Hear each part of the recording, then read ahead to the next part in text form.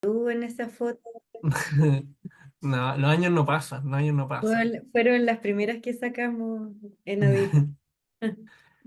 Bueno, a todos y a todas, para darle la bienvenida a María Jesús y para que sepan también quién es psicóloga clínica de la Universidad Andrés Bello, cuenta con más de 12 años en el Centro de Atención a Víctimas de Atentados Sexuales, CAPI, tiene un postítulo en Psicología Clínica, mención en Psicodiagnóstico y Evaluación Forense, además de ser supervisora clínica especializada en transgresiones en la esfera de la sexualidad, perdón, y obviamente docente AIPA de varios años ya trabajando junto con nosotros en varios cursos, en varios diplomados y sobre todo seminarios en instancias gratuitas para todos y todas ustedes. Así que ahora sí voy a dejar de compartir y te doy el paso nomás para que comencemos, así que lo disfruten y aprovechenlo al 100. Gracias, Daniel.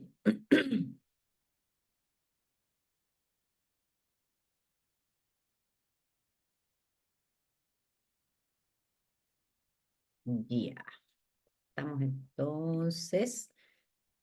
Yo también los voy a saludar, porque no los he saludado. Buenas tardes. Día viernes, 8 de la noche. Gracias por estar aquí acompañándonos con Daniel. Gracias por la motivación, por la participación. Es para algunos fin de semana laboral, algunos también trabajamos los sábados, pero para muchos fin de semana laboral estamos cansados, así que con mayor razón, muchas gracias. Como contaba Daniel ahora en la presentación, entonces, este seminario que vamos a tomar unos temas como pequeñitos, está enmarcado en el curso que vamos a hacer más adelante, en enero, no en enero, no, perdón, en la próxima semana, en noviembre, a propósito de justamente la temática de las vulneraciones de derecho y de la intervención en ese contexto, pero lo entretenido o lo que le quisimos en el fondo como un poco, dar un poco la vuelta de tuerca al curso que hicimos es que vamos a dejar un poquitito de lado, vamos a tratar de dejar un poquitito de lado como la teoría y vamos a tratar de generar un espacio de justamente trabajar o pensar y discutir también sobre el quehacer clínico mismo, ¿no? Como sobre qué es lo que nos pasa a nosotros como terapeutas al trabajar en estas vulneraciones. ¿Qué es lo que tenemos que hacer? ¿Cuál es el contexto en el que nos vamos a desempeñar? Vamos a tener que lidiar por una parte con los niños, por otra parte con los adultos, por otra parte con el sistema, y vamos a ver un poco más que teoría a la base de eso, cosas prácticas del quehacer clínico, ¿no? Entonces, esa es la idea, vamos a supervisar casos, la idea es que puedan sentirse en el curso como convocados a poder traer casos, vamos a presentar viñetas, vamos a tratar de hacerlo lo más práctico posible, sabiendo como lo difícil y lo adverso que es el contexto de la intervención en estas temáticas, ¿no? Entonces, la idea es como, yo traté en el fondo un poco como de que fuera un regaloneo para el clínico o para los psicólogos, en realidad en términos de hablar un poco harto del quehacer, ¿no? No de toda esta cosa teórica que responde tanto un poco como al otro, ¿no? Entonces, la idea es centrarnos un poco en eso y este seminario hoy día tiene un poquitito, ahora, es distinto, porque en los seminarios, como sabemos, no tenemos la posibilidad de la interacción como de preguntas inmediatas, sino que vamos a verlas al final. Entonces no vamos a tener tanto esto de la discusión y de lo que ustedes puedan traer, entonces es un poquitito más teórico, pero habla de los temas que nos va a convocar también nuestro trabajo en el curso y vamos a hacer una pincelada muy pequeñita ahí por ese camino, ¿no? Entonces... Vamos a dar un contexto pequeño de nuestro trabajo y de qué es lo que estamos hablando en esta área, ¿no? Entonces, vamos a abocarnos a las intervenciones de infancia en vulneraciones de derechos y como dice ahí, en el fondo, la mirada que queremos darle es desde el quehacer clínico práctico, súper práctico. Esa es la idea en el fondo de nuestro curso y también ahora un poco el seminario dentro de lo que nos permite un seminario. Vamos a ver aquí entonces, ¿qué vamos a entender como primera cosa, como para enmarcar nuestro pensamiento, que vamos a pensar cuando hablamos de vulneración de derechos, ¿no? Vamos a partir de algo más macro y en general cuando hablamos de vulneración de derechos, nos vamos a estar refiriendo a cualquier tipo de acción o de omisión que resulte en el incumplimiento o en la violación o desconocimiento de los derechos fundamentales de una persona o de un grupo de personas. Estos derechos, que son los que eventualmente pueden ser vulnerados, están protegidos por leyes nacionales e internacionales. Hoy en día todos sabemos que existen estos marcos de referencia que son fundamentales en el fondo porque nos regimos en una sociedad y dentro de las reglas y leyes de las sociedades están estas reglas o estas leyes que podemos decir que son como estas leyes internacionales, acuerdos internacionales o derechos que se van estableciendo para el debido funcionamiento, ¿no? Entonces, estos derechos se rigen y están protegidos por estas leyes. Dentro de estos derechos, como a modo global, se incluyen derechos que tienen que ver como el derecho a la vida, a la libertad, a la igualdad, a la educación, entre muchos otros que seguramente conocemos y escuchamos en lo cotidiano. En general, cuando hablamos de una vulneración de estos derechos, hablamos de cualquier acto que impida que una persona o un grupo de personas ejerza sus derechos plenamente y que en el fondo sean como violados, transgredidos directa o indirectamente, y eso se constituye en esto que llamamos la vulneración de derechos. En este contexto es importante saber que las instituciones, voy a abocarme ahora como a hablar de nuestro país, no voy a hablar de lo internacional, las instituciones y la sociedad tienen la responsabilidad tanto de prevenir por una parte, como también de sancionar y cuando ocurren estas situaciones también tiene la responsabilidad de reparar estas situaciones. Violaciones dice aquí como a modo genérico de violaciones de los derechos, no nos referimos a la violación como a la agresión sexual, ¿no? Entonces, tenemos la obligatoriedad en el fondo tanto de prevenir, sancionar como reparar. Cuando nos centramos en un mundo o en una población un poquitito más pequeñita y vamos acotando en el fondo nuestro tema, tenemos las vulneraciones de derecho en el contexto o en la población que tiene que ver con la infancia, ¿no? La infancia, podemos entender infancia un poco como lo puede entender la ONU o como menores de 18 años, pero también entendemos que infancia muchas veces se divide o se diferencia de la adolescencia, pero aquí en el fondo estamos hablando de todo aquel que es menor de 18 años en nuestra sociedad, ¿no?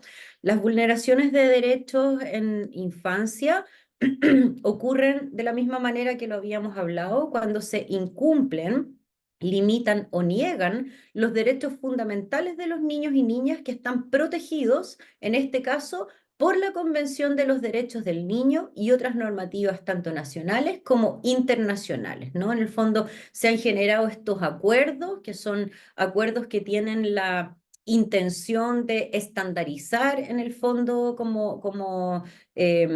las condiciones, ¿no? De desarrollo de la población que hablamos de la infancia y a propósito de eso, estos tratados internacionales se suscriben, nosotros suscribimos estos tratados internacionales, pero además cada país tiene sus propias reglas, podríamos decir, normas en torno a esto, y que cuando uno trabaja en contextos de vulneración de derechos, es fundamental poder saber de eso también, ¿no?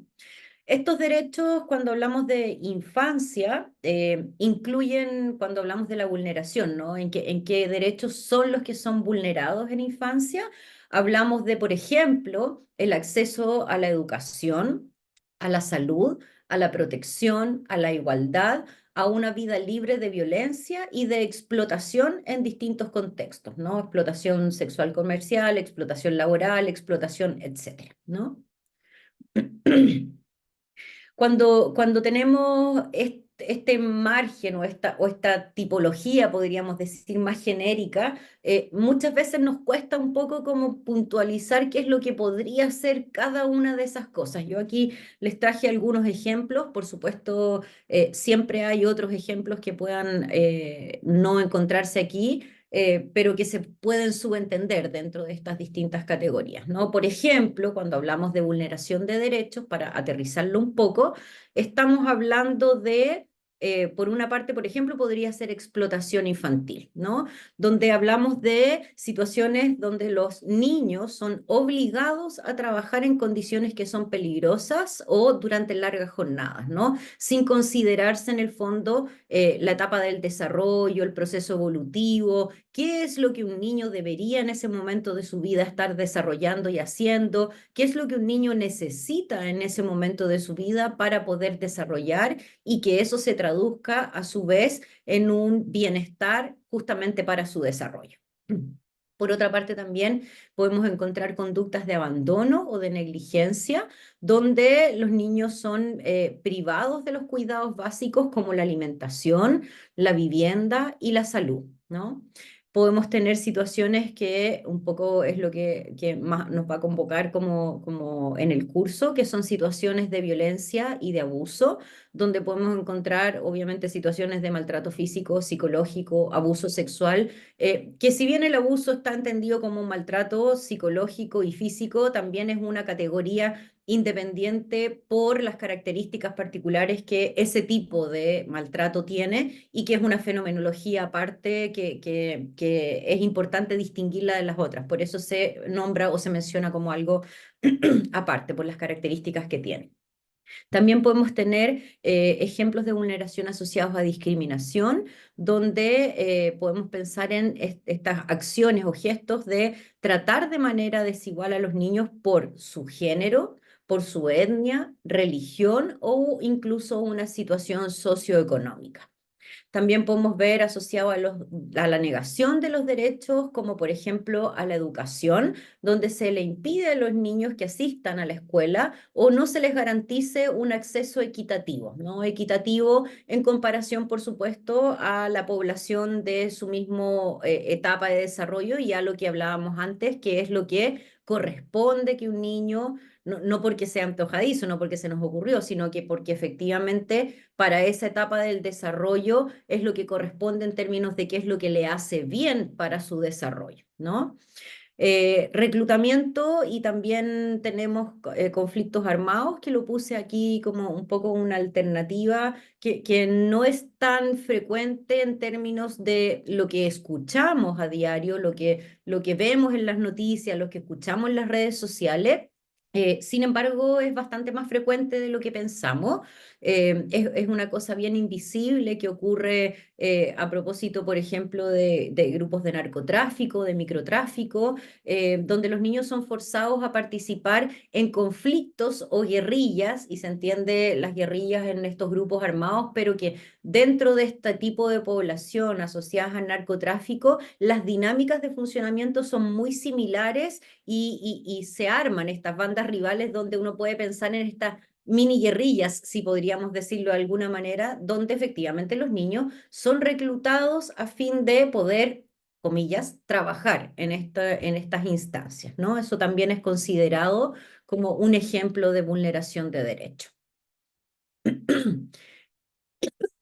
Por supuesto que parte de lo que releva la importancia de hablar sobre las vulneraciones de derecho tiene que ver con que hoy sabemos que este tipo de prácticas, conductas, tienen consecuencias nefastas, brutales, dramáticas, como queramos decirle, para el desarrollo del ser humano.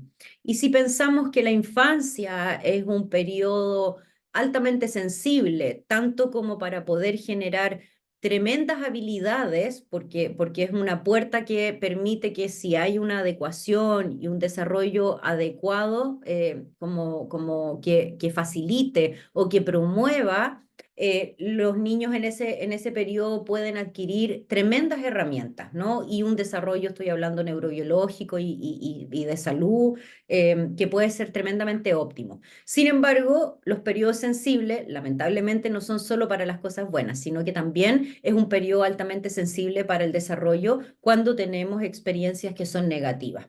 Y obviamente dentro de las consecuencias estamos pensando en que hechos que ocurren en la infancia pueden dejar secuelas de manera mucho más dramática que si esto ocurriese en una etapa posterior donde ciertas cosas ya se encuentran consolidadas, ¿no? Algunas de las consecuencias muy a grandes rasgos que podemos observar tienen que ver con afectaciones físicas y emocionales, donde dentro de esta nos compete harto a nosotros como en términos de qué decir, de trabajar, de aprender y saber, que tiene que ver con situaciones, puse traumas en general para encerrar tanto como trastornos de estrés postraumático, vivencias traumáticas, trauma complejo crónico. En el fondo, en la esfera de los traumas está un poco todo esto que hoy en día hemos empezado a conocer y a profundizar. También se desarrollan enfermedades y situaciones de discapacidad, ¿no? O discapacidad física, podemos pensar, otro tipo también.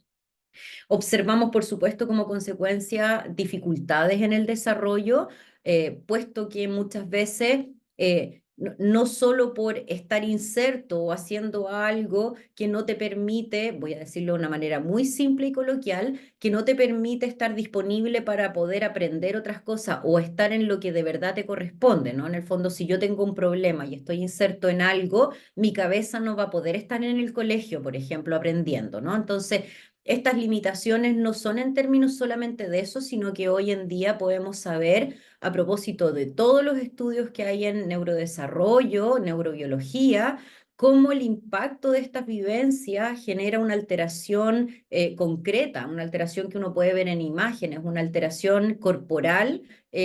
En el cerebro, en las conexiones neuronales, en áreas cerebrales que impactan a su vez otras áreas del cuerpo, como por ejemplo la capacidad de poder aprender, la capacidad de poder crecer, los elementos asociados a las enfermedades porque el sistema inmune se deprime. Entonces se empiezan a generar dificultades tanto a nivel de crecimiento, de la educación, de la integración social y también a nivel biológico, ¿no? Podemos encontrar también la reproducción de ciclos de violencia o ciclos de pobreza, donde la falta de oportunidades para estos niños o para estos contextos hace que muchas veces, suena feo decirlo porque parece muy simple, ¿no? Pero donde muchas veces no existe la posibilidad de poder salir de esto que es la vulneración o estos entornos o estos contextos que son tan dañinos, ¿no? No es que no se quiera, ¿no? Probablemente si uno le preguntara a cualquier ser humano, todos los seres humanos querrían salir de condiciones adversas. Muchas veces hay situaciones que tienen que ver con lo económico, pero no solamente con lo económico, sino también con el daño que se va acuñando psíquicamente, emocionalmente, cognitivamente, que hace que sea imposible buscar estrategias o tener las herramientas para poder salir de esos lugares, ¿no? Y en la medida en que existen, por supuesto, estas faltas de oportunidades, podemos perpetuar estas dinámicas de desigualdad en la adultez, ¿no? Y seguir el ciclo. En términos de la responsabilidad frente a estas situaciones, la sociedad y nosotros como parte de esa sociedad, y no solo como parte de esa sociedad, sino como psicólogos o como agentes que trabajamos con otras personas, somos llamados a tener un funcionamiento que habla de que somos garantes de, ¿no? Y tenemos una responsabilidad que tiene que ver con proteger los derechos de los niños. Esto es esencial para poder garantizar el bienestar, el desarrollo integral y un futuro digno, evitando lo que hablamos antes. Y las familias, las instituciones y la sociedad tienen la responsabilidad de velar por ellos y denunciar cualquier tipo de vulneración. Y en ese sentido, nosotros, no me voy a meter en otras, pero sabemos que hay otras instituciones, otras personas también, pero nosotros desde nuestro rol es súper importante que tengamos claro que estamos obligados y mandatados a tener que denunciar cualquier tipo de vulneración, sobre todo en infancia, que es lo que estamos hablando, sobre todo no porque en otros contextos no, pues, sino estoy sobre todo por lo complejo y lo sensible del desarrollo en esa etapa. Estamos entonces, como decía, mandatados a realizar las denuncias y correspondientes en estos casos. ¿Qué va a pasar entonces con nosotros en este contexto, que el contexto de las vulneraciones? El psicólogo clínico entonces tiene un rol que es clave, ¿no? Es clave tanto en la atención, en la prevención y en la reparación de las vulneraciones de derechos en infancia, ya que la intervención que nosotros podemos hacer va a contribuir sin duda al bienestar emocional, psicológico de los niños afectados por estas vivencias. La labor que vamos a desarrollar es una labor que es, me voy a arriesgar a decir abiertamente titánica, dependiendo mucho del contexto en el que trabajemos. Yo creo que en nuestro país, ciertamente deben haber otros países donde la labor es más titánica, pero en nuestro país es bastante titánica, y nuestro trabajo puede abarcar contextos distintos, como por ejemplo en los trabajos individuales, en las terapias con los niños, como también pueden ser dispositivos grupales y otras cosas, pero también en alguna medida, al ser niños, necesariamente también tenemos que trabajar con sus familias o los adultos a cargo del cuidado de estos niños, ¿no? A veces no son las familias, a veces hay otros adultos, amigos de la familia, tíos, qué sé yo, que se hacen cargo también de estos niños, y que estamos también obligados en alguna medida a intervenir con ellos y a trabajar con ellos, ¿no? Pero como si eso no fuera poco, no tenemos un paciente ahí, sino que no quiero que pensemos que tenemos dos cuando digo que hay que trabajar con la familia como si la familia fuera la mamá, el papá, el tío, nuestros pacientes individuales también, ¿no? Sino que los tenemos que considerar en términos de que los niños son pequeños, dependen de ellos, y qué es un niño. Depende mucho y está muy influenciado respecto de quiénes son sus cuidadores. Entonces es algo medio indisoluble, por lo tanto, tenemos que trabajar e intervenir con la familia. Sin embargo, también, como decía, con la comunidad y con las instituciones. Y ahí el abanico se nos va ampliando y se nos va haciendo el trabajo mucho más complejo y desgastante, ¿no? Entonces, a modo un poco de resumen, el psicólogo clínico actúa como un agente tanto de protección como también interviene en la reparación. Principalmente, y este es el eje, garantizando que los niños vulnerados puedan sanar de estas experiencias y puedan desarrollarse en un entorno que sea seguro y respetuoso y garante de sus derechos. Dentro de las tareas que como psicólogos propiamente tal tenemos que podemos intervenir, como decíamos, en distintos lugares. A veces hay psicólogos o nosotros mismos somos convocados para poder realizar evaluaciones, ¿no? Solo evaluaciones. Evaluaciones en términos de que se nos puedan solicitar, por una parte, identificar consecuencias emocionales, conductuales, cognitivas, o sea, de todo el desarrollo de este niño producto de haber eventualmente vivido una situación de vulneración, como podría ser, por ejemplo, alguna vivencia de agresión sexual que pudiese generar vivencias o cuadros, ¿no? Traumáticos, estrés postraumáticos, ansiedades, depresiones, que se pueden ver en problemas de conducta. Yo puse algunas aquí nomás como para poder dar un marco.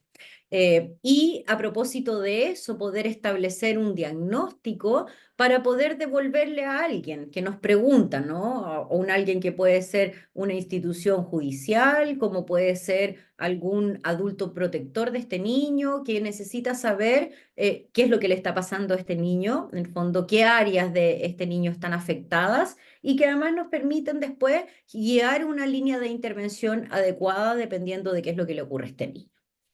Por otra parte, tenemos la intervención terapéutica, donde vamos a hacer todo el trabajo terapéutico a propósito de restituir derechos, de reparar situaciones. No me gusta mucho la palabra reparar, pero todos entendemos. Y ahí en el fondo ofrecemos apoyo emocional, estos tratamientos psicológicos. Le puse tratamiento psicológico porque más allá de la línea teórica que tengamos, es un tratamiento psicológico, ¿no? Para ayudar a procesar estas vivencias traumáticas y a restablecer o restituir la salud mental, ¿no?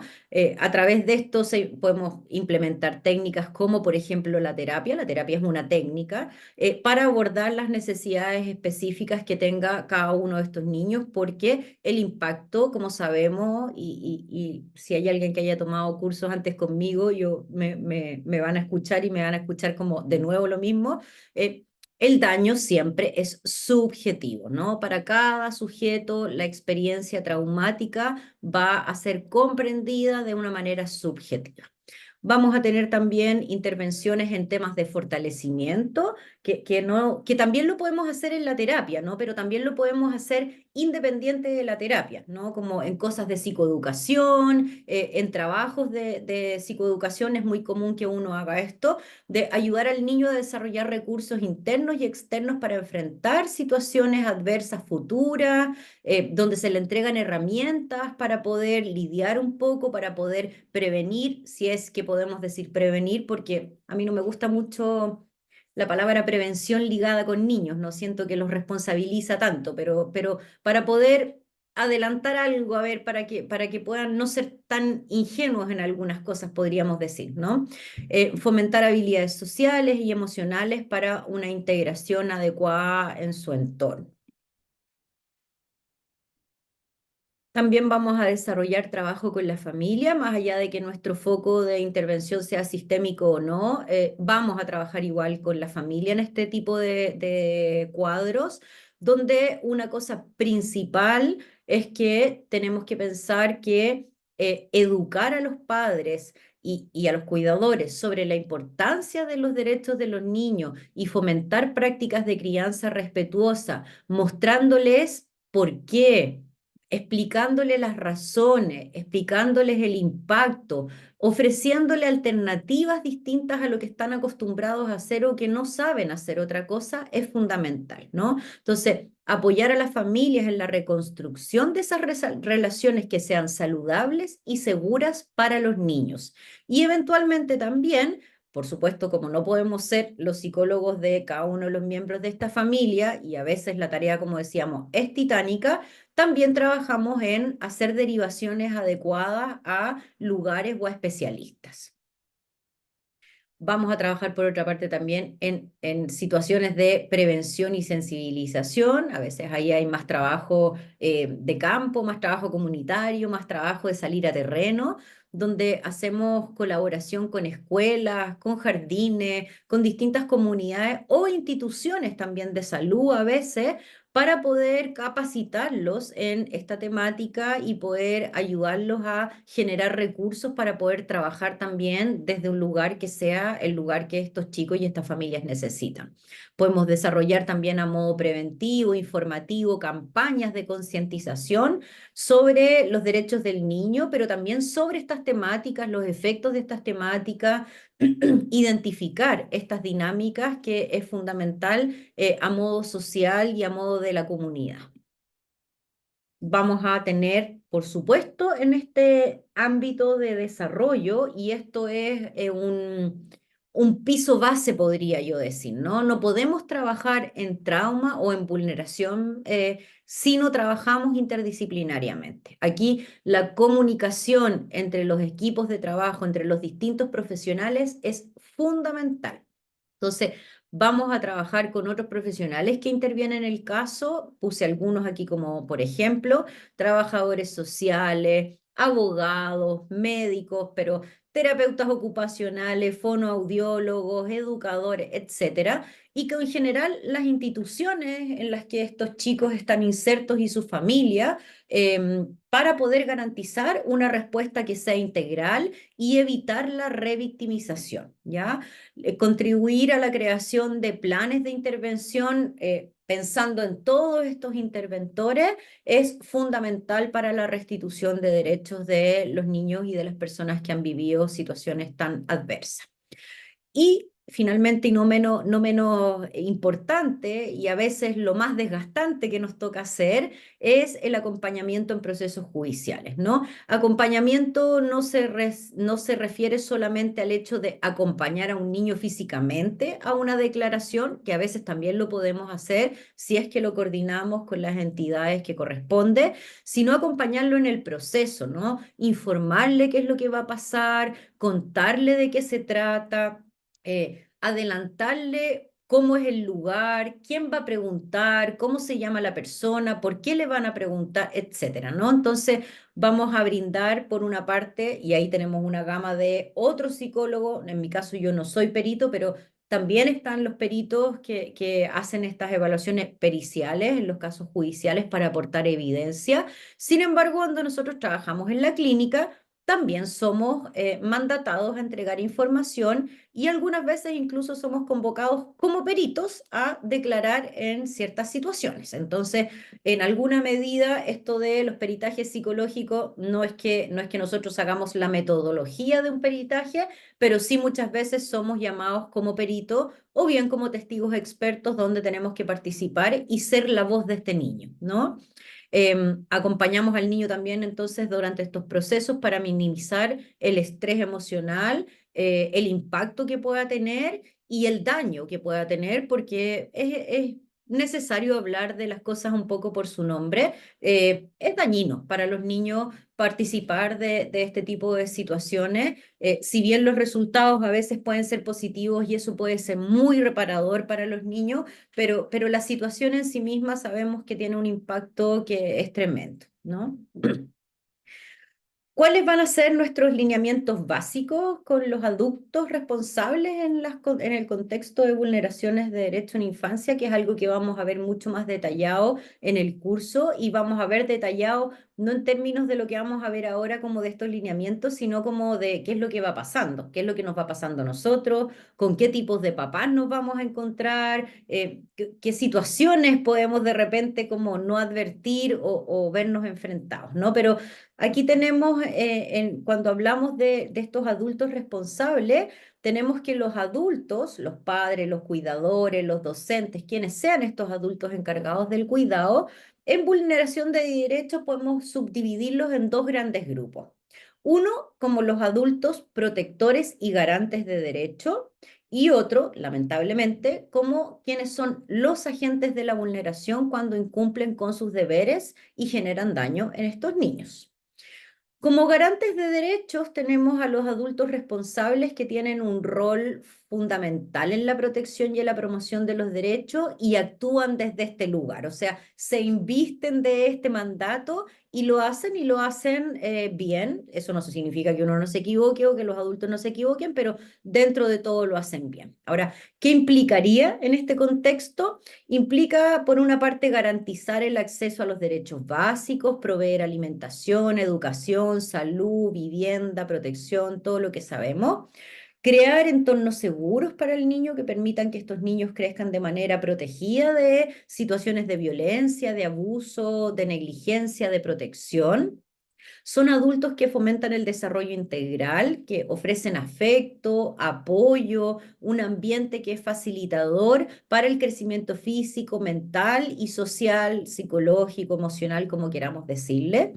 Van a ser adultos que van a ser como... se me fue la palabra, que denuncian las vulneraciones, o sea, que no van a minimizar, ¿no? Que frente a una situación van a poder detectar esa situación y denunciarla, ¿no? Los adultos pueden identificar que sus hijos o que estos niños pueden estar siendo víctimas de una situación y saben que tienen la responsabilidad y logran leer de manera adecuada lo que está ocurriendo para poder denunciarlo, ¿no? Para que se tomen las medidas que corresponden. Y también son adultos que en general tienden a educar en los derechos, enseñan a los niños sobre sus derechos para que los niños puedan ir incorporando estas pautas, para que los niños puedan tener un marco de referencia en términos de qué corresponde y qué no corresponde, ¿no? Que es muy importante para que los niños puedan buscar ayuda cuando se vean envueltos en una situación desfavorable, ¿no? Pero por otra parte tenemos también que muchas veces estos mismos adultos son agentes de vulneración de derechos. En algunos casos los adultos pueden ser directamente los responsables de esta vulneración, ya sea por acción, omisión o negligencia. Y ahí cuando hablamos, hay una mínima salvedad, pero no nos vamos a detener en eso. Cuando hablamos de acciones, claro que hablamos de adultos que ejercen directamente violencia física, verbal, sexual, generan situaciones o dinámicas de explotación laboral o explotación de algún otro tipo, discriminación, etcétera. Cuando hablamos por omisión, más bien la sensación es como de que esos adultos no se hacen cargo o no se hacen parte de garantizar que las necesidades básicas de estos niños estén cubiertas, ¿no? Entonces, es como que si miraran para el lado de las cosas que son obligaciones, ¿no? Y por otra parte, la negligencia, que es dejar de supervisar y proteger al niño, que en ese gesto el niño se expone, o sea, sabiendo yo que hay una situación peligrosa, sabiendo yo que puede pasar algo malo, sabiendo yo que eso puede tener consecuencias para el desarrollo de estos niños, no hago nada, ¿no? Hago un abandono no solo físico del niño, sino que un abandono de mi función de garante, un abandono y los niños quedan expuestos a vivencias de maltrato, de abandono, de negligencia, ambientes inseguros, montones de cosas. En ambos casos, lamentablemente, tenemos que trabajar con los adultos, ¿ya? En el contexto de nuestro trabajo clínico. La intervención clínica con adultos que vulneran los derechos de los niños requiere de un enfoque que sea integral y que combine diversos elementos a fin de poder prevenir la repetición del daño y garantizar el bienestar del niño, ¿no? Este tipo de intervención puede abordarse desde distintas perspectivas, hay distintas teorías, hay montones de formas de poder verlo. Yo traje una nomenclatura bien general para que lo podamos ver, donde las diferentes perspectivas terapéuticas en el fondo nos van a poder permitir ir abordando estos contenidos, ¿no? Cuando hablamos de la evaluación inicial, ¿no? El evaluar quién es este niño y qué es lo que le está ocurriendo, ¿no? ¿Dónde vive, ¿no? En el análisis de contexto de esta evaluación inicial vamos a identificar cuál es el origen de la vulneración, por qué se genera esta vulneración. Hay una falta de recurso de este contexto, hay antecedentes de abuso y esto se puede repetir de una cosa traumática, por ejemplo, hay elementos asociados a violencia y en ese desarrollo de esa familia, por ejemplo, y la violencia genera esta situación en los niños, hay consumos de sustancia, hay otro tipo de cosas y eso nos va a dar algo en torno al análisis del contexto de donde estos niños se desarrollan. Vamos a explorar la dinámica de la familia que nos va a permitir evaluar las relaciones dentro del hogar, los patrones de comunicación, los roles familiares de estos distintos miembros. Vamos a hacer también una evaluación psicológica donde vamos a determinar si, por supuesto, considerando que no son nuestros pacientes índices, pero uno hace un barrido superficial, podríamos decir, donde uno puede determinar si el adulto o los adultos a cargo del cuidado de este niño presentarían problemas emocionales, psicológicos, trastornos de personalidad grave, dificultades en la regulación emocional, por ejemplo, o carencias que sean disfuncionales, que influyan en la conducta que de alguna u otra manera está posibilitando esta vulneración, ¿no? A modo de que después hagamos derivaciones o sugerencias para poder contribuir a que el niño pueda desarrollarse de mejor manera. En el contexto terapéutico, entonces, vamos a tener, como decía, independiente de la corriente teórica que uno maneje o suscriba, montones de contextos terapéuticos y posibilidades en dispositivos donde los objetivos, más allá de lo que hagamos, vamos a ver los dispositivos posibles un poco más adelante, son en términos de la concientización, tanto de los derechos de los niños como de por qué, de los efectos, de las consecuencias, de lo que podría llegar a pasar más adelante, los cambios de conducta, porque si estos adultos de su entorno o estas personas significativas no cambian la conducta, obviamente cronificar, ¿no? La situación, ¿no? No va a haber un cambio, no se va a desarrollar una conducta respetuosa y tampoco protectora hacia el niño. Vamos a trabajar también en resolución de conflictos internos que tiene que ver con abordar traumas propios o vivencias traumáticas, creencias que están asociadas a algo cultural, dificultades emocionales que pudieran influir en la vulneración de este niño, ¿no? Como a eso nos referimos con estos conflictos internos. Y el fortalecimiento, por supuesto, de las habilidades parentales, que permanentemente lo estamos haciendo, donde le vamos a poder brindar a estos adultos herramientas para una crianza o un ejercicio de este lugar, de este rol de adulto que sea positivo y que sea respetuoso. Dentro de los dispositivos con los que vamos a poder contar, yo traje algunos, pero podemos saber hoy día hay múltiples dispositivos, pero tenemos dispositivos que están enfocados en la psicoeducación, hay otros que hablan de la terapia individual, de la terapia familiar, de la terapia grupal, que en los contextos de vulneración es tremendamente significativa y potente para trabajar todos los elementos de las sensaciones o vivencias de indefensión, de estigmatización, y por otra parte también dispositivos de terapia en habilidades parentales, dispositivos de trabajo de coparentalidad, dispositivos de trabajo de terapias vinculares, o sea, hay montones de dispositivos que nos permiten hacer esta pega de una manera más amable, podríamos decir, porque son contextos o trabajos que están estructurados y que nos ayudan como guía, nos ayudan como un marco de referencia más claro, ¿no? Al momento de poder ir interviniendo. Sin embargo, pasa, y probablemente mucho más de lo que nosotros quisiéramos, existen o nos encontramos en nuestra clínica con casos graves donde las intervenciones que tratamos de hacer o que desplegamos no presentan los resultados que buscamos. Vemos a sistemas familiares tremendamente refractarios a las intervenciones. Vemos en el contexto de las agresiones sexuales, por ejemplo, familias que tienen funcionamientos incestuosos, donde no necesariamente se ha generado un incesto, sino que uno ve que a propósito de una agresión sexual vivida por el niño por otro miembro que a veces es externo a la familia, uno descubre que esta familia tiene un funcionamiento y una dinámica de lo que hoy en día sabemos cómo funcionan estas familias de carácter incestuoso, y que son lugares donde la intervención es muy, muy difícil. Cuesta entrar, cuesta que algo aloje, de lo que les vamos diciendo, ¿no? Cuesta que haya la posibilidad de reflexionar.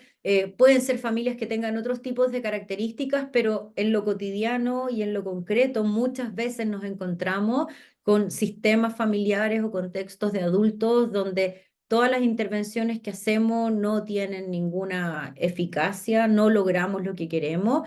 Y en estos casos, donde nuestra ley es clara y encontramos vulneraciones que son constitutivas de delito, vamos a tener que tomar otro tipo de acciones, ¿no? Nunca vamos a funcionar en estos contextos al margen de la ley, menos por supuesto cuando hablamos de una constitución clara de un delito, ¿no? Entonces ahí estamos convocados también a involucrar a las autoridades de protección infantil. Estamos hablando de centros de medidas cautelares en Santiago, tribunales de familia, fiscalías eventualmente, pero todos los dispositivos asociados a estas entidades, ¿no?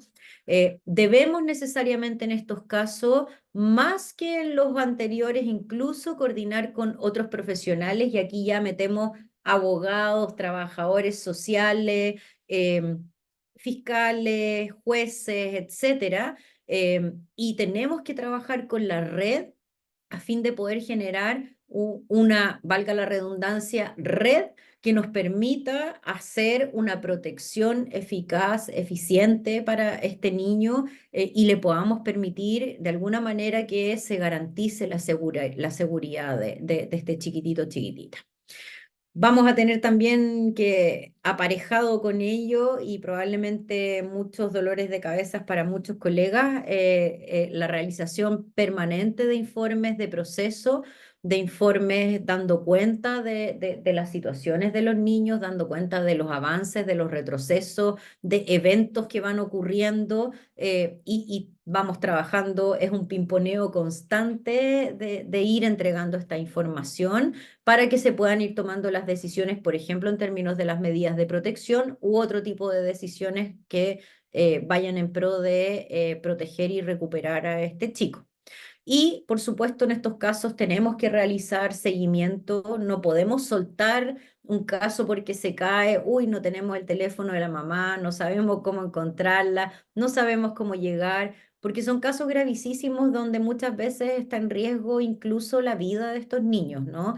Y desde ahí nuestro deber ético, moral y además social, en términos de garantes de derechos, y no quiero meter todo lo culposo que hay entre medio ahí también cuando uno trabaja en esto, por supuesto está convocado desde que esto a uno lo conmueve.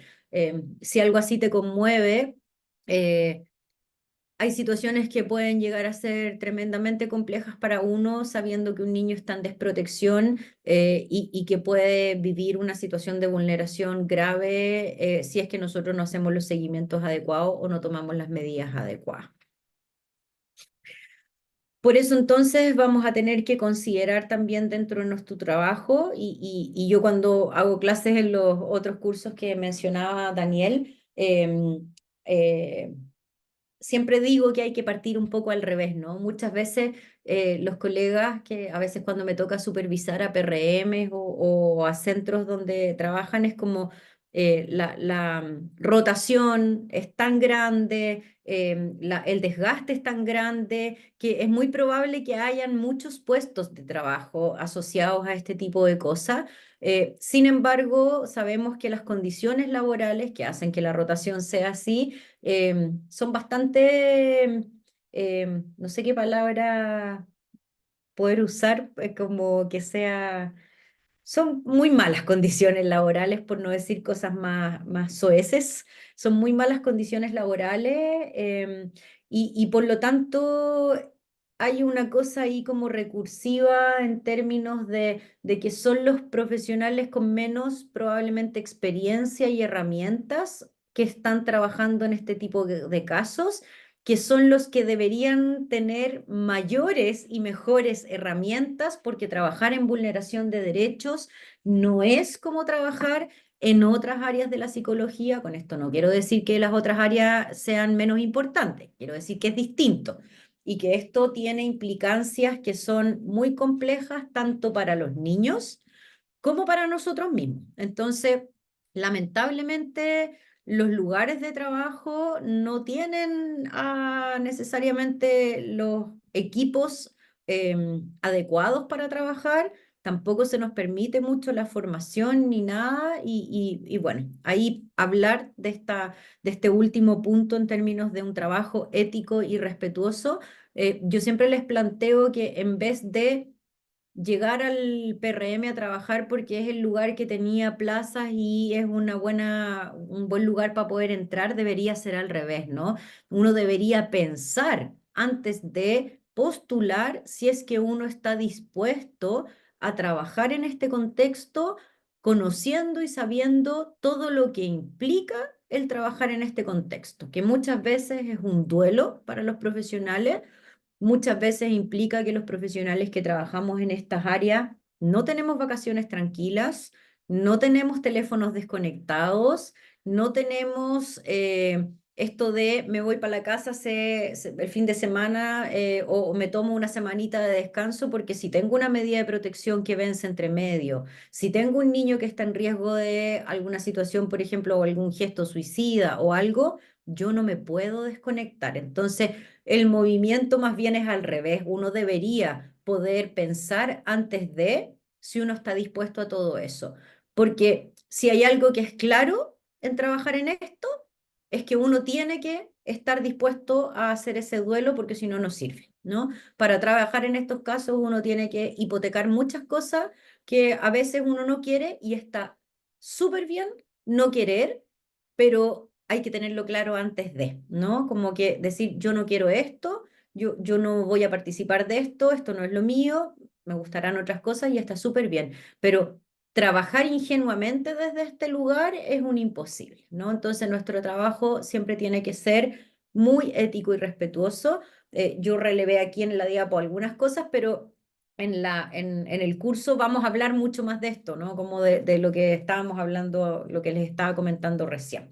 Pero para esto es fundamental abordar casos con la sensibilidad que corresponde, gente que sufre mucho, niños que sufren mucho, familias que sufren mucho, evitando la culpabilización excesiva, por ejemplo, a veces de la familia, y lamentablemente uno lo ve de manera brutal a veces en algunos colegas, ¿no? Y en otras áreas donde la culpabilización de las madres, por ejemplo, es algo que uno tiende a escuchar con una liviandad de repente que es bien dramático, ¿no? Entonces, fomentando la responsabilidad, tratando de empatizar, tratando de encontrar una manera de poder acceder a ayudar realmente a estas familias y a estos chicos. Esto permite que el adulto pueda reconocer los errores, por lo tanto no podemos enjuiciar desde un comienzo, tenemos que abrir un espacio donde el adulto pueda poner y podamos trabajar con ellos respecto de esto, donde puedan entonces, una vez que reconocen estos errores, asumir compromisos y activarse hacia un cambio que tiene que estar sostenido desde una convicción de que ese cambio vale la pena y de que por qué lo puedo cambiar, ¿no? Como para qué, ¿no? Muchas veces la gente no sabe, hay que psicoeducar mucho en este contexto. Y finalmente, en el fondo, la combinación del trabajo clínico con el adulto que podamos ir haciendo. Si de repente es mucho la derivación que hagamos de ese adulto a otro clínico con el que nos coordinemos permanentemente. Por otra parte, la protección inmediata del niño cuando sabemos que está siendo sometido a una situación de vulneración. El apoyo de las instituciones, ya sea el colegio, el jardín, legales, eh, eh, de salud, como etcétera, es clave para poder romper el ciclo de vulneración y constituir a todo el entorno que pueda ayudar a este niño a que se convierta en un entorno que efectivamente sea más seguro para él, que sea más saludable, no solo finalmente para él, sino para todos los involucrados, ¿no? Porque aquí pensamos en el niño porque el niño es menor de edad y es sujeto de derecho y en términos de desarrollo y todo, la sociedad está convocada a cuidar, vamos a ponernos animalescos en esto, a los cachorros, ¿no? De la sociedad. Sin embargo, si ampliamos la mirada, vemos en los adultos muchas veces niños que fueron brutalmente dañados y severamente vulnerados. Entonces, esto también se puede constituir en una posibilidad de un entorno saludable, no solo para los niños, sino también para los adultos. Y aunque hoy día no me metí mucho en esto de lo que les dije que íbamos a hablar, para nosotros también, ¿no? Porque eh, terminar el día, terminar la semana, terminar la intervención de un paciente, terminar el año sabiendo que uno hizo lo que corresponde, lo ético, que contuvo, que ayudó, que se la jugó y que eso se traduce en ver niños y familias que se van de alta de los procesos felices, contentos, agradecidos y que te dicen que no tienen palabras para poder dar las gracias de lo que uno ha hecho también finalmente se traduce en algo que es, no sé si tiene palabras como para poder decir la retribución que también tiene para nosotros, ¿no? Entonces, eh, eso. Daniel, te dejo la última diapo porque no tengo el monito que me mandaste. Voy a dejar de compartir para que No hay puedas ahí. problema. Voy a compartir pantalla yo. Obviamente te voy a dar Eso. las gracias por esta charla. Ya les he habilitado el chat para que ellos o que ellos si quieran comentar cualquier cosita. Y bueno, ¿te parece si ¿Tú me vais respondemos seleccionando preguntitas? eso mismo? Ya. Las tres preguntitas. Un segundo antes que voy a dejar puesto el nombre del programa, el QR mientras proyectado. Así respondemos tres preguntitas, que de hecho ya hay tres manitos levantadas. Así que vamos a partir por Catherine. Hola, buenas tardes. Hola, ¿cómo estás? Bien, María Jesús, muchas gracias por tu presentación. Gracias Mira, a ti por la atención y estar.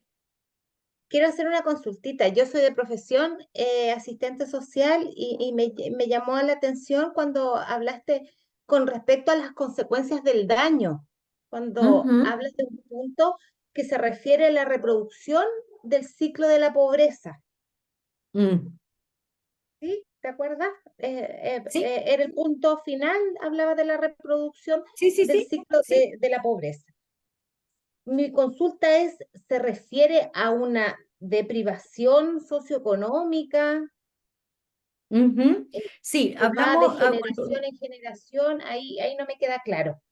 lo pusimos en términos, o lo pusimos, digo yo, como lo puse en términos de pobreza, pensando justamente en cosas súper concretas, ¿no? Yo pensé ahí como también estuve en esto que me decía, como de poner como pobreza o no, pero lo puse finalmente porque pensé en cosas muy básicas que son muy poco visibilizadas como consecuencia de situaciones de vulneración, ¿no? Como, ¿a qué me refiero con esto? Como por ejemplo, cuando los niños no tienen para comer, cuando los niños pasan hambre, porque no tienen plata para comprar comida, porque a veces se alimentan de un pan, porque es lo que alcanza para el día, eso va generando a nivel de el cuerpo un daño que es brutal en términos de el consumo de calorías, los músculos, el desarrollo cerebral, la posibilidad de desarrollar circuitos neuronales que hagan que estos circuitos y toda la neurobiología se vea indemne y se van alterando, por ejemplo, tanto vamos a hablar, el lóbulo frontal, por ejemplo, que pensemos en que tiene que ver con la conducta, ¿no? El lóbulo frontal tiene, una de las cosas con las que tiene que ver es con el control de impulso. Y si no hemos tenido niños que por no tener los recursos económicos, y por eso puse finalmente pobreza, no pueden acceder a un desarrollo que sería el desde para cualquier ser humano, es brutal. Vamos a tener después a un adulto, a un adolescente, que lo vamos a ver en las noticias con personas muy descriteriadas y que livianamente hablan de estos adolescentes de responsabilidad penal y que se supone que saben lo que hacen y que hay que meterlos presos a todos sin considerar esto.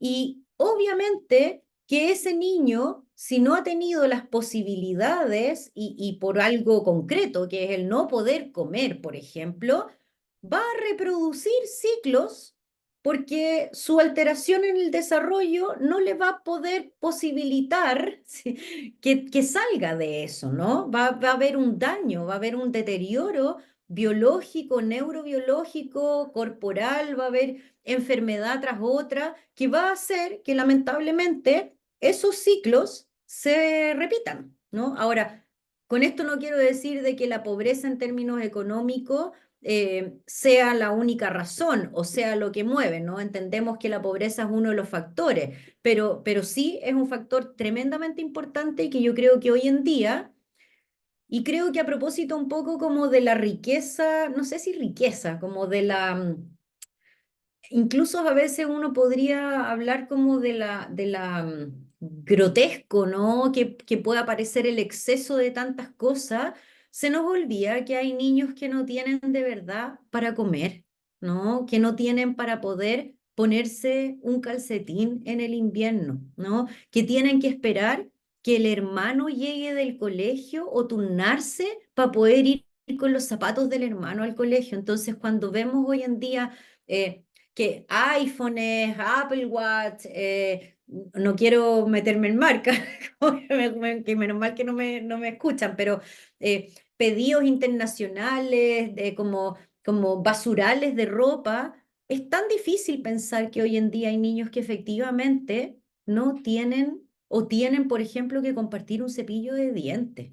Entonces, por eso destaqué el tema de la pobreza, porque se habla poco de pobreza. Hoy en día es como que se tiende a hablar como de esto, como que decías tú, como estos medios desfavorables, poca estimulación, pero la pobreza ha ido quedando al lado como si la hubiéramos dejado atrás. Y hoy en día hay niños que todavía no tienen para comer en sus casas. Gracias por tu pregunta. Ah,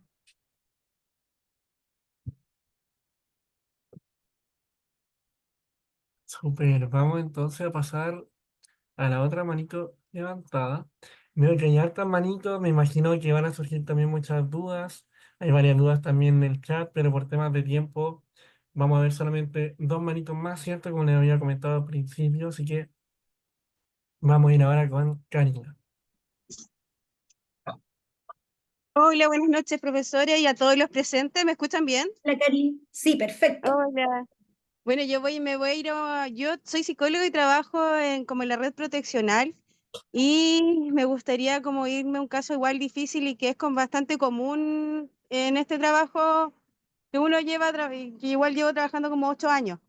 Los niños que están en residencia, hogares de menores. Mm, ¿Qué posibilidades, qué siente usted poder trabajar con estos adolescentes o niños que no tienen una red de apoyo familiar? Muchas veces tienen un daño cognitivo, vincular, que igual son súper reactivos. Entonces, mm, ¿qué estrategia usted, profesora, me podría entregar para poder trabajar con estos chicos? Esa es mi consulta. Muchas gracias. súper. Bueno, ciertamente son en el contexto de las vulneraciones o de los casos más dramáticos con los que a uno le toca lidiar, como no quiero decir con esto que hayan otros que no lo sean, pero sí podemos generalizar. Son casos tremendamente dramáticos. Hoy en día, mucho más que antes, los sistemas judiciales son mucho más reticentes a enviar a niños a sistemas residenciales a propósito de que se ha generado conciencia de cuáles son las condiciones de estos sistemas residenciales, proteccionales, podríamos decir.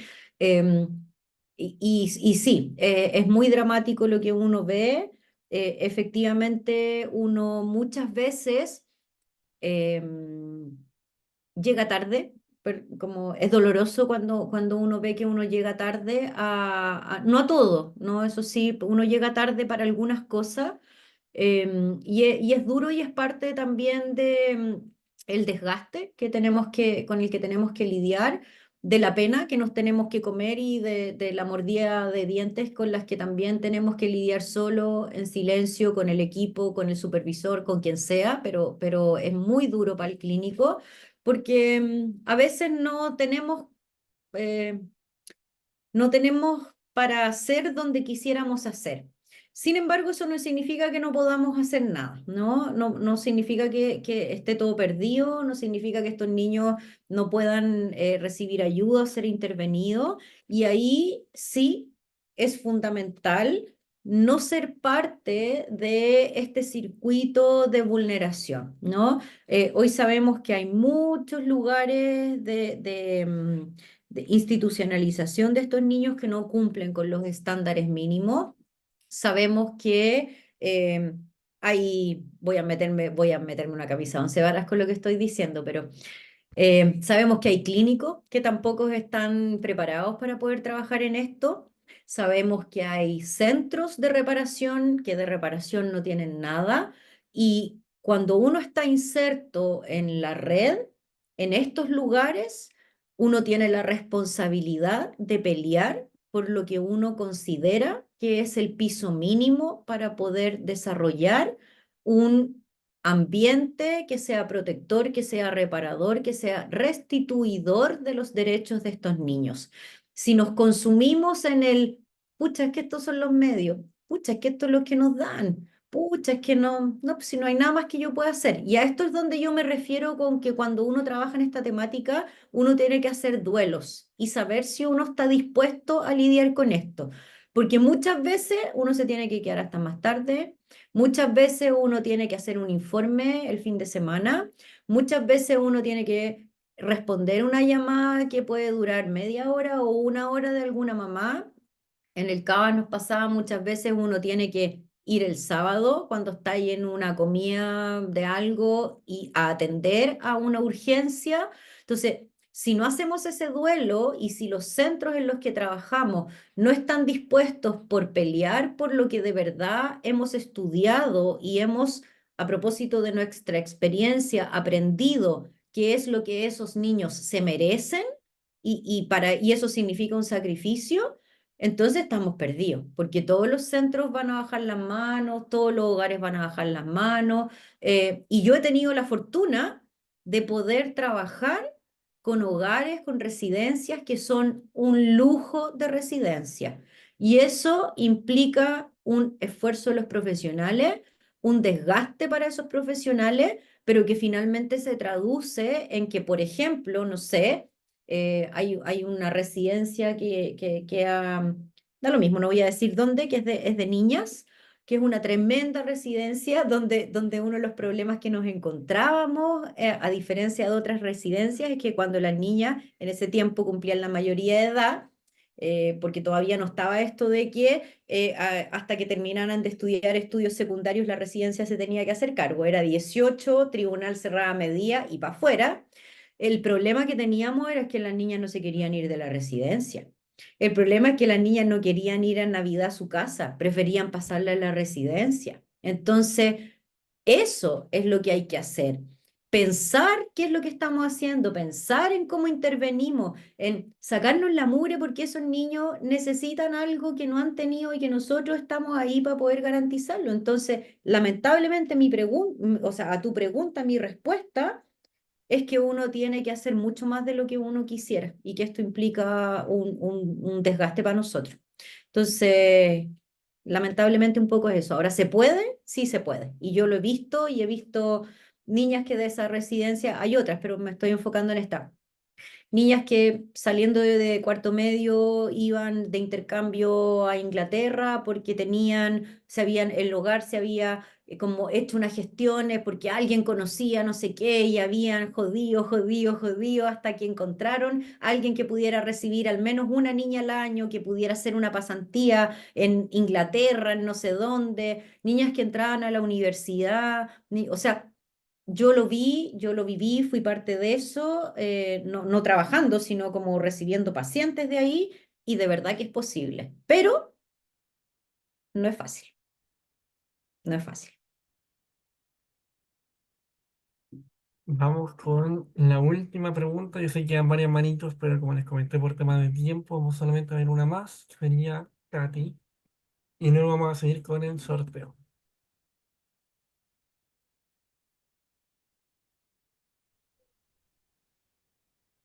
Hola,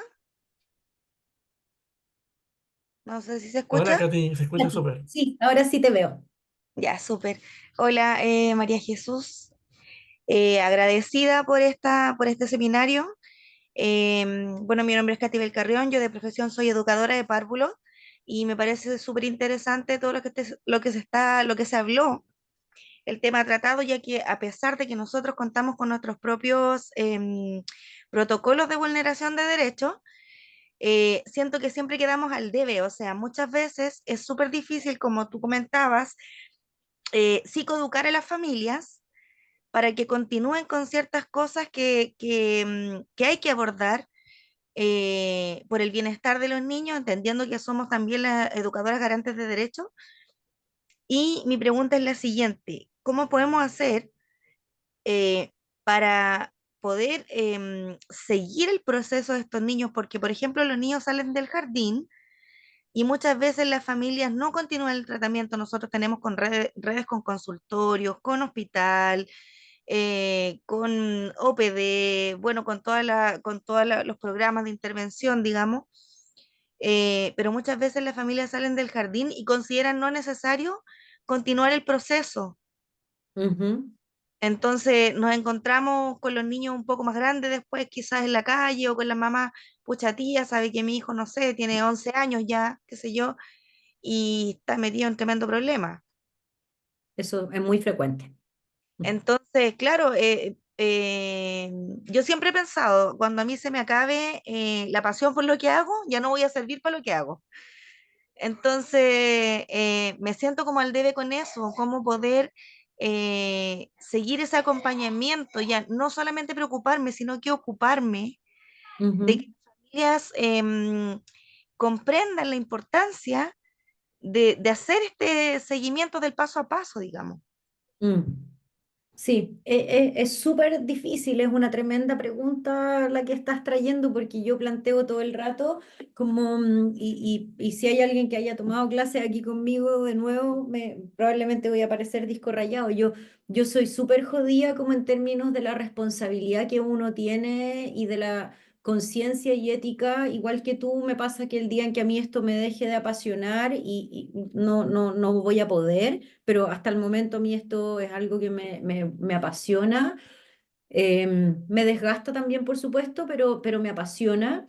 Em, entonces tengo la sensación de que uno tiene que ir y tiene que ir con todo. Pero también, ¿por qué te decía que es difícil? Porque también es mucho de aprender a lidiar con y hacer duelos, ¿no? Como a veces uno no va a poder, ¿no? A veces uno y pasa, uno se va a encontrar con la mamá, con el niño, uno se va a encontrar con el niño en la calle, a mí me ha pasado, ¿no? Y es terrible, pero uno también no es todopoderoso, ¿no? Y es doloroso y es brutal, a uno le dan ganas como de tirar la toalla, es tremendamente dramático. Pero considerando que hay casos en los que efectivamente no podemos hacer todo, tenemos que abocarnos a tratar efectivamente de hacer lo más que podemos. Entonces, en esos contextos que planteas tú, por ejemplo, el trabajo como grupal que yo decía, es un tremendo trabajo para poder tener a la gente no de una manera cautiva como tan exigente como esto de la terapia individual una vez a la semana y que vengan, pero por ejemplo un dispositivo para adultos como de cada 15 días, que sea un espacio de poder conversar, de hablar qué es lo que pasa con los chiquillos, de cómo me está resultando el tema del maternaje, de qué es lo que no me está resultando, de qué es lo que ha pasado. A veces las mamás en estos grupos que nosotros armábamos, a veces cuentan y se sacan la frustración de la semana porque tuvieron una semana, perdón la palabra que voy a usar, chilenismo, una semana de mierda, y con eso también descomprimen y regulan y se autorregulan entre ellas para no descargarse después, por ejemplo, por estas cosas en la casa. Entonces, los espacios grupales son una tremenda oportunidad para poder trabajar, mantener visible, ¿no? Un poco ahí el sistema, a ver qué es lo que está pasando y que si eventualmente algo está ocurriendo, se pueden hacer las denuncias correspondientes a los tribunales y desde ahí uno tiene que tener todos los datos de identificación posible, dónde vive la abuelita, la tía, el primo, el celular, el colegio, el jardín a donde postuló, no sé qué, para eventualmente, si te encuentras a este chico en la calle en algún día solo o algo, hacer la denuncia correspondiente y decir, yo conozco, tengo estos antecedentes, tiene esta historia, necesito abrir una medida de protección y que el sistema judicial se haga cargo de poder por lo menos evaluar a este chico y al sistema familiar para poder ver qué es lo que se puede hacer, ¿no? Y eso es lo que podemos hacer. Instancia Pero sería como, ¿no? por ejemplo, hacer conversatorios permanentes en el Súper proceso. impactante eso, como tú lo puedes poner incluso, conversatorio, así como ni siquiera terapia de grupo, porque la gente huye un poco de esto.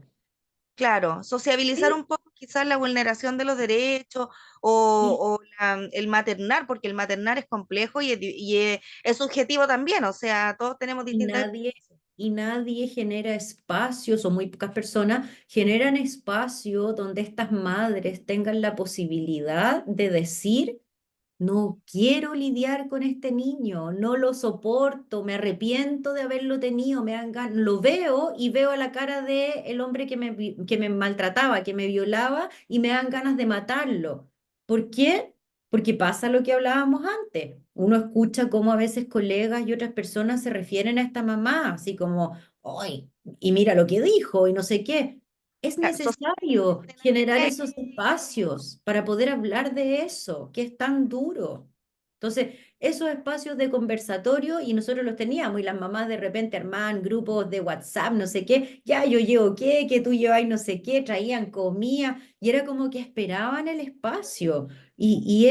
Son tremendos, tremendos, tremendos esos espacios, y uno es mucho lo que uno tiene que hacer, moderar, estar, entregar información, corregir muy sutilmente, contener, entregar herramientas, y es un tremendo espacio de trabajo y de control social, ¿no? Sí, muy agradecida, muy, muy agradecida. De nada. Ya, Tani, Bueno, ahí dejé de compartir pantalla. Bueno, ya te compartí. quiero dar las gracias a ti y a todas las personas que también estuvieron presentes acá. Voy a